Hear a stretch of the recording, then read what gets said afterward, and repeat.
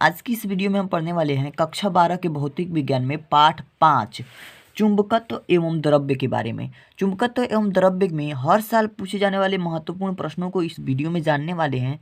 तो इस वीडियो में बहुविकल्पीय प्रश्न, अति लघु उत्तरीय प्रश्न, लघु उत्तरीय प्रश्न और दीर्घ उत्तरीय प्रश्न, हर तरह के प्रश्नों को मैं बता दूंगा कि कौन कौन से प्रश्न आपके इम्पोर्टेंट है।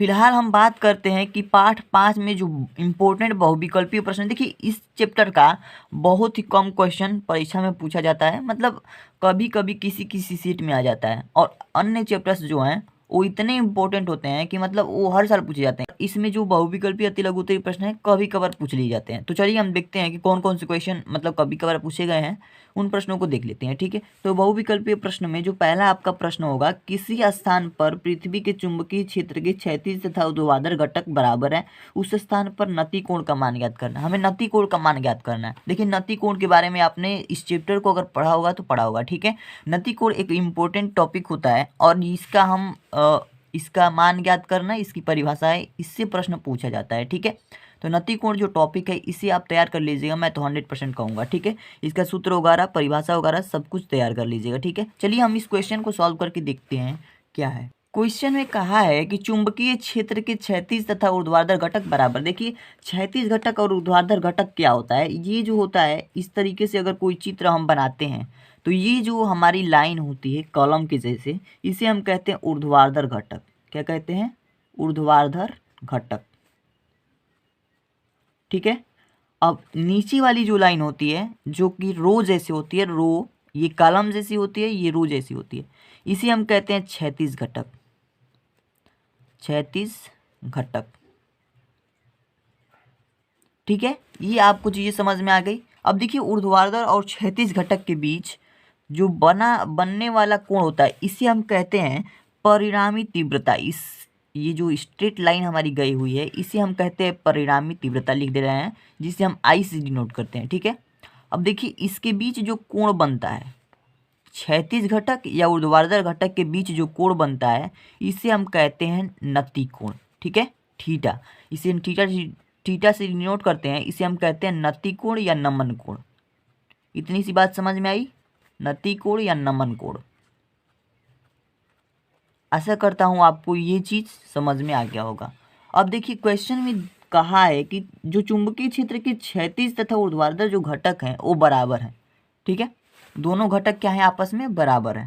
तो सबसे पहले हम इसके सूत्र की बात कर लेते हैं कि इसका सूत्र क्या होता है। इसका जो सूत्र होता है वो होता है टेन थीटा बराबर B V by B H. Tan theta बराबर होता है B V by B H. अब देखिए इसमें कहा गया है कि ये क्षैतिज और ऊर्ध्वाधर घटक बराबर है। ये क्षैतिज घटक है, ये ऊर्ध्वाधर घटक है।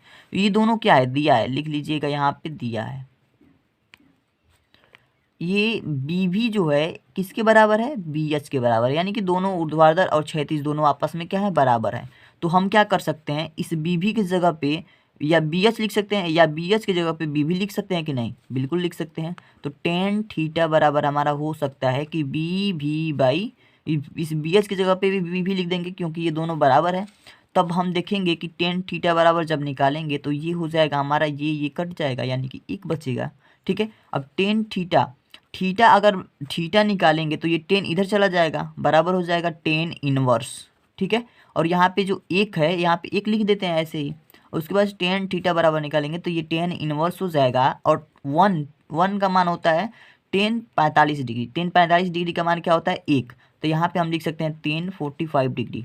ठीक है, अब यहाँ टेन से टेन कैंसिल, और थीटा बराबर हमारा क्या निकल जाएगा, 45 डिग्री। थीटा बराबर 45 डिग्री, ये आपका आंसर हो जाएगा। ठीक है, चलिए ऑप्शन में देखते हैं कौन सा ऑप्शन आपका सही है। देखिए यहाँ पे ऑप्शन में दिया गया है दूसरा नंबर ऑप्शन हमारा जो 45 डिग्री है, ये आपका ऑप्शन सही हो जाएगा। ठीक है, इस तरीके से आप इस क्वेश्चन को करेंगे। चलिए देखते हैं दूसरा प्रश्न हमारा क्या है। दूसरा प्रश्न है हमारा चुंबकीय आघूर्ण का मात्रक है। चुंबकीय आघूर्ण का जो मात्रक होता है न्यूटन प्रति एम्पियर मीटर, ऑप्शन दिया गया है एम्पियर और मीटर स्क्वायर, वेबर प्रति मीटर स्क्वायर, हेनरी। तो जो चुंबकीय आघूर्ण का मात्रक होता है दूसरा ऑप्शन आपका सही होगा, एम्पियर मीटर स्क्वायर। ठीक है, एम्पियर मीटर स्क्वायर, दूसरा ऑप्शन आपका क्या है, सही है। अब देखिए हम बात करते हैं तीसरे प्रश्न की। अब हम देखते हैं तीसरा प्रश्न हमारा क्या है। तीसरा प्रश्न ई तथा एच क्रमशः विद्युत क्षेत्र तथा चुंबकीय क्षेत्र की तीव्रता को प्रदर्शित करते हैं तो ई बाई एच का मात्रक होता है। देखिए ई बाई एच की बात किया है तो ई का जो मात्रक होता है यानी विद्युत क्षेत्र की तीव्रता का मात्रक होता है वोल्ट प्रति मीटर, और एच जो हमारा चुंबकीय क्षेत्र के मात्रक की तीव्रता होता है उसे हम कहते हैं वेबर प्रति मीटर स्क्वायर, इसकी तीव्रता का मात्रक। तो अब दोनों को हम डिवाइड कर देंगे और डिवाइड करने पर हमें प्राप्त होगा ओम। ठीक है, तो दूसरा ऑप्शन आपका सही हो जाएगा इसमें, ओम। तो इस तरीके से आप इन सभी प्रश्नों को तैयार कर लीजिएगा। ये रही बहुविकल्पीय प्रश्न। अब हम बात करते हैं अति लघु उत्तरीय प्रश्नों के बारे में। ठीक है, अब हम बात करते हैं अति लघु उत्तरीय प्रश्नों में सबसे इम्पोर्टेंट प्रश्न कौन कौन से हैं, इसको देखते हैं हम। पहला इंपॉर्टेंट क्वेश्चन है नति कोण से आप क्या समझते हैं। पहला इंपॉर्टेंट क्वेश्चन, नति कोण से आप क्या समझते हैं। ये प्रश्न 2016 में, 18 में और 19 में पूछा हुआ है। तो ये प्रश्न काफी इंपॉर्टेंट है। इन सभी प्रश्नों को तैयार कर लीजिएगा जो मैं बताने जा रहा हूँ। ठीक है, दूसरा प्रश्न की बात की जाए, दूसरा प्रश्न है यदि पृथ्वी के किसी स्थान पर पृथ्वी के चुंबकीय क्षेत्र के ऊर्ध्वाधर घटक का मान क्षैतिज घटक के मान का 3 गुना रूट में 3 गुना हो तो उस स्थान पर नति कोण का मान ज्ञात कीजिए। जो कि हमने पहले क्वेश्चन में यानी बहुविकल्पीय प्रश्न में बताया, उसी तरह से उसी से रिलेटेड, उसी से संबंधित प्रश्न ये भी है। तो इस तरीके से आप इन प्रश्नों को तैयार कर लीजिएगा। नति कोण बार बार पूछा जाता है तो इसको तैयार कर ही लीजिएगा। ठीक है, अब तीसरा प्रश्न हमारा इंपॉर्टेंट प्रश्न है दिक्पात कोण से क्या तात्पर्य है। ठीक है, दिक्पात कोण से क्या तात्पर्य है। ये प्रश्न 2017 और 18 में पूछा हुआ प्रश्न है। तो इन तीनों प्रश्नों को आप तैयार कर लीजिएगा। अति लघु उत्तरीय प्रश्न में इसके अलावा कोई प्रश्न पूछने के ज़्यादा संभावना नहीं है। ठीक है, तो इस चैप्टर के ये 3 क्वेश्चन तैयार कर लीजिएगा।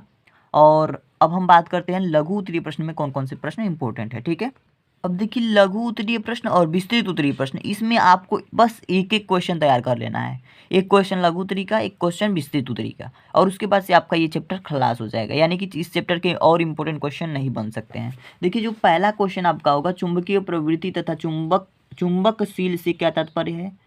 सापेक्ष चुंबकशीलता म्यू आर तथा चुंबकीय प्रवृत्ति काई यम में संबंध स्थापित कीजिए। ठीक है, ये प्रश्न 2013 में और 20 में पूछा हुआ है। 2023 में पूछने के 100% चांस बनते हैं, तो इन प्रश्नों को छोड़िएगा मत।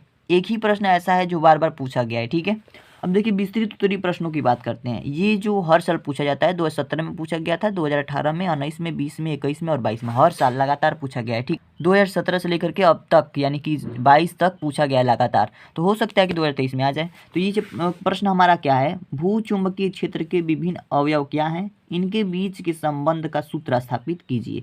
ठीक है, और ये प्रश्न जो है काफ़ी इंपॉर्टेंट है और हर साल पूछा गया है। ठीक है, तो मैं आप लोगों से एक ही बात कहूँगा कि अगर आप चाहते हैं कि इन प्रश्नों का उत्तर आप तक पहुँचे मेरे चैनल के माध्यम से, तो आप ज़रूर कमेंट करके बताएं कि हाँ हमें उत्तर चाहिए। ठीक है, तो इस वीडियो को शुरू से लेकर के अंत तक आपने देखा होगा तो आपको सारे क्वेश्चन क्लियर हो गए होंगे। और अभी तक आपने हमारे चैनल डिटर्मिनेशन स्टडी प्लेटफॉर्म को सब्सक्राइब नहीं किया तो चैनल को सब्सक्राइब करके बेल आइकन को भी प्रेस कर लें ताकि हर एक नोटिफिकेशन, हर एक वीडियो की नोटिफिकेशन आप तक पहुँच जाए। ठीक है, तो आज के लिए इतना ही, मिलते हैं नेक्स्ट चैप्टर के साथ नेक्स्ट वीडियो में। ठीक है।